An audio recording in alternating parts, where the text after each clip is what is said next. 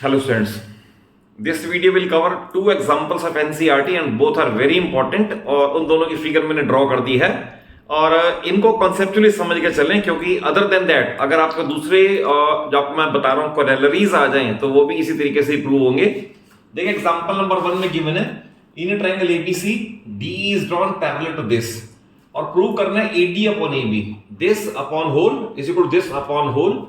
ये आपको मैंने जब बीपीटी की थ्योरम का प्रूफ दिया था तो मैंने वहां ये भी बताया था कि इसकी कोरेलरीज भी फ्रीक्वेंटली अप्लाई होंगी और कोरेलरीज क्या है मैं आपको वो बता देता हूं कि अगर मैं कहूं this upon whole is equal to this upon whole तो ये कोरेलरी है।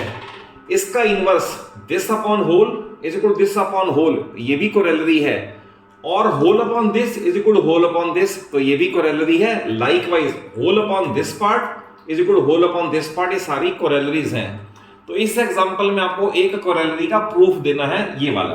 तो देखिए इसको कैसे स्टार्ट करेंगे तो we start its proof. We start because DE parallel BC अगर पैरेलल है तो we can apply BPT therefore by BPT तो बीपीटी अप्लाई करके रिजल्ट आएगा AD by ADB should be equal to AD by DB should be equal to AE by EC. अगर ये है तो इसे हम इन्वर्ट भी कर सकते हैं। आपको रेशियो प्रोपोर्शन की प्रॉपर्टी भी बता दूं कि अगर a upon B is equal to C upon D हो तो इन्हें हम इन्वर्ट कर दें तो it is called by invertendo. Invertendo ये रेशियो प्रोपोर्शन की प्रॉपर्टी है। इट मींस ये भी ट्रू होगा b by a is equal to d by c that is we can invert. तो ऐसे ही इसके अंदर भी इन्वर्टेंडो अप्लाई कर सकते हैं तो I will write by invertendo. तो इन्वर्टेंडो मींस इन्वर्ट कर देना तो इन्वर्ट करके बनेगा db by AD must be equal to ec by ae। दोनों को इन्वर्ट कर दिया then we will write adding 1 to both side like this adding 1 to both side. Now 1 means 1 upon 1 that is इसका लेना पड़ेगा LCM तो 1 means 1 upon 1। अब आप एलसीएम लेंगे ना तो ये बन जाएगा ad और न्यूमरेटर बन जाएगा db plus ad must be equal to इधर बन जाएगा AE और 1 अपॉन 1 तो है ही ये तो इसका आएगा रिजल्ट EC प्लस AE। तो अब इसे अगर ध्यान से देखें BD और AD मिलके AB बन जाएगा तो I will write AB by AD must be equal to EC और AE ऐड होके AC बन जाएगा तो AC बाय AE। बट हमें रिजल्ट चाहिए इस फॉर्म में टू प्रूव है ये ध्यान से देखो तो ये AD by AB again we can apply invertendo दोबारा इन्वर्टेंडो अप्लाई कर दें तो therefore we get AD by AB should be equal to AE by AC और ये रिजल्ट हमारा डिजायर्ड से मैच कर गया। तो इस तरह से इन्वर्टेंडो की प्रॉपर्टी आपको बताई और भी हैं जब एक्स्ट्रा क्वेश्चन करेंगे ना तो उसके अंदर ऑल्टरनेंडो कंपोनेंडो और डिविडेंडो ये रेशियो प्रोपोर्शन की प्रॉपर्टीज हैं जो फ्रीक्वेंटली यूज होंगी। ये आपको एक्स्ट्रा क्वेश्चन में मैं कवर करवा दूंगा।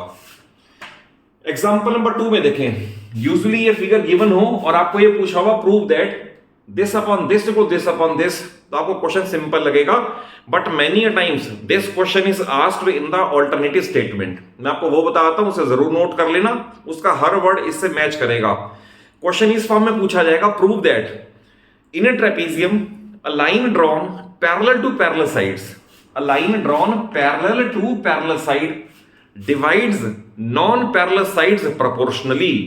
ये और ये नॉन पैरेलल साइड है proportionally means this upon this is equal to this upon this तो ये अल्टीमेटली सेम है बट अगर लैंग्वेज चेंज हो जाए तो डोंट थिंक कि ये नया क्वेश्चन आ गया। मैं रिपीट कर देता हूं prove that in trapezium a line drawn parallel to parallel sides divide non parallel sides proportionally तो दोनों सेम है। इसमें कंस्ट्रक्शन मैंने कर दिया डीबी को ज्वाइन करना है जो ईएफ को जी पे इंटरसेक्ट करे। तो स्टार्ट करते हैं इसके अंदर प्रूफ देखे कैसे करना है इसका प्रूफ हम स्टार्ट करेंगे इन ट्रायंगल डीएबी।